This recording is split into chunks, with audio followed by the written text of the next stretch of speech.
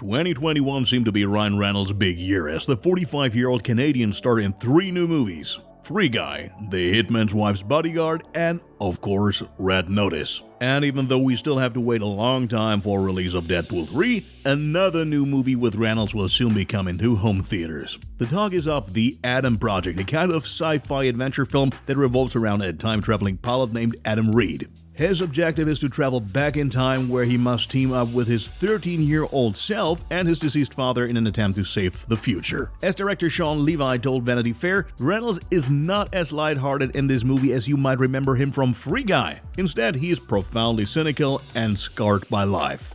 This can also be spun in a total of 9 images from the Netflix Twitter account, where he is seen in various scenes alongside his co-stars Mark Ruffalo, Walker Scobell, Zoe Saldana, and Jennifer Garner. While Hulk actor Ruffalo will play Adam's father and Jennifer Garner will play Adam's mother, we are likely to see Zoe Saldana in the role of Reynolds' partner. The antagonist of the film is to be embodied by Get Out actress Catherine Keener. The Adam Project will be released exclusively on Netflix on March 11th, 2022. Shooting for the upcoming Guardians of the Galaxy Volume 3 has been ongoing since the end of last year, and piece by piece, new information is also coming to light. In Deadline's Hero Nation podcast, Gunn recently spoke out about the third adventure of Star-Lord and the others, which, as we have known since last year, will also be his last Guardians film. Anyone who had previously hoped that we will then see further parts from another director has now been sadly disappointed. Why, you ask? Well, it's because Gunn confirmed that Guardians of the Galaxy Volume 3 will definitely also be the final part of the franchise. He literally said he wanted to stay true to the characters and the story and give audiences the closure they deserve. Likewise, he gave some hints as to what the movie will be like. Accordingly, it will be huge, of course, but above all, it will be gloomy and a little different from what some fans might expect. This is certainly associated with the death of one or more characters, which is in line with an earlier interview with Nebula actress Karen Gillan. In said interview with Yahoo Movies, she claimed she actually had to cry while reading through the script. On May 5th, 2023, we will know more, because that's when Guardians of the Galaxy Volume 3 is scheduled to be released in theaters. One topic in particular dominated the film world at the end of last week, and that was the casting of Jason Momoa for the upcoming Fast and Furious 10. While nothing is known about the plot of the penultimate Fast and Furious installment, there are at least a few theories as to what role Aquaman star Momoa might take on. The most persistent rumor is that Momoa will be playing the bad guy. Well, at least that's what Deadline claims, but they also admit to simply not having enough information on the script at this point. The second option would be casting him as a protagonist alongside Vin Diesel, thus a role similar to the one Dwayne Johnson held as Luke Hobbs. Well, we would not like to comment on which version is more likely at this time. Either way, one person should be particularly pleased, and that is Dwayne Johnson. After all, following his dispute with Vin Diesel, he was literally pleaded to return to the franchise and bring it to a nice, harmonious end. Momoa, at least in contrast to the often controversial Vin Diesel, is considered a fan favorite and is likely not only to balloon the production budget with his feet, but he may also be the antithesis of Dom Toretto, who has been repeatedly called for since Luke Hobbs split. Fast and Furious 10 is set for release on May 19th, 2023.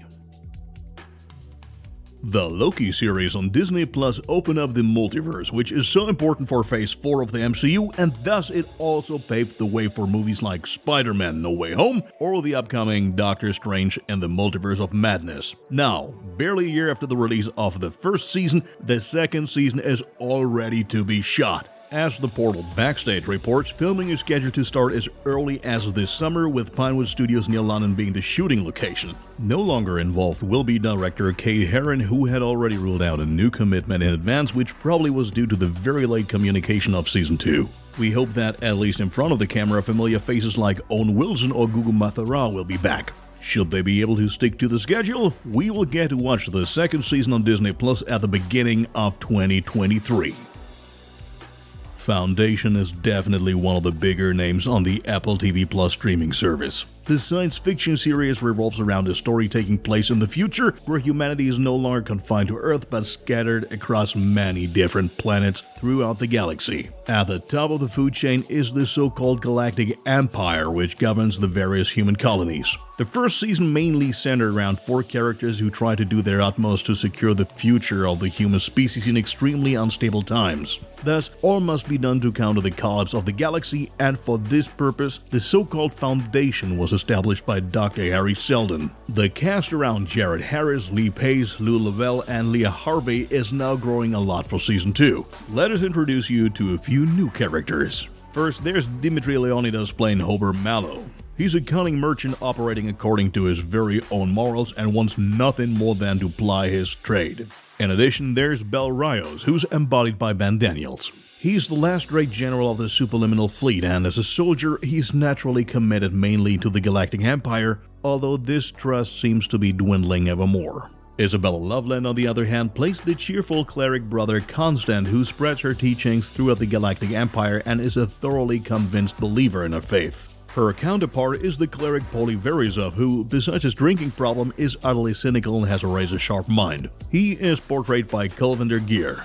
There's also Sandra Yeason Sendiver as Anjon Aru, who is an advisor to Crane Sereth, who in turn will be played by Ella Ray Smith. The Queen in particular will make clever use of her role as the underdog, especially since she has a great vendetta planned. Besides the actors just mentioned, Holt McCallany, Michael Persbrandt, Rachel House, and Nimrod Kaur will also be joining the cast. Sadly, it is not yet known when exactly Foundation Season 2 will be released on Apple TV+. As every year, the world is looking forward to the most important sports event of the year, the 2022 Super Bowl between the Los Angeles Rams and the Cincinnati Bengals. The finale of the NFL will not only feature a top-class halftime show by Eminem, Snoop Dogg, Mary J. Blige, Kendrick Lamar, and Dr. Dre, but also all kinds of new trailers for upcoming movies and series. At last year's Super Bowl, movie fans were rather disappointed as theaters were still closed in many major locations like Los Angeles and New York City. This year, things are also unusually quiet as far as rumors from the major studios are concerned. However, that doesn't mean that we cannot expect any surprises. For one thing, there's Universal, which is traditionally one of the more active studios at the Super Bowl. Just think about the Miami appearance back then when the Fast and Furious 9 trailer was phenomenally supported by performances from various artists involved in the film. This year, we expect to see new material on Jurassic World Dominion and Minions: The Rise of Gru, as both will be released at the beginning of June and July. Also conceivable would be a first look at Jordan Peele's latest horror flick Nope, due for release a bit later in July. Paramount will likewise take the opportunity to show off some new footage. In the first place, there should be a second trailer for Sonic the Hedgehog 2, which is set for release at the beginning of April. A third trailer for Top Gun Maverick would not be a bad idea either, since the film is scheduled for release at the end of May after countless delays. The plans for streaming giants Netflix and Amazon are significantly less clear. The US media is relatively certain that Netflix will show the trailer for The Adam Project starring Zoe Saldana and Ryan Reynolds, while Amazon will promote its broadcast rights to the popular sports show Thursday Night Football. Last but not least, there's Disney. It stands to reason that we will get to see trailers for Moon Knight, Doctor Strange 2, and Lightyear. And by the way, our colleagues from Warner Brothers, Apple, and Sony are expected to traditionally remain on the sidelines again. What are your expectations for the Super Bowl? Which trailers should not be missing in your opinion, and are you expecting to see the one or other surprise? Feel free to write us in the comments. We hope you enjoyed our news again this week. Be sure to check out our channel for the movie preview of Predator 5 Prey, and do not miss the new trailer for the Halo series, which is a must-see not only for gaming fans.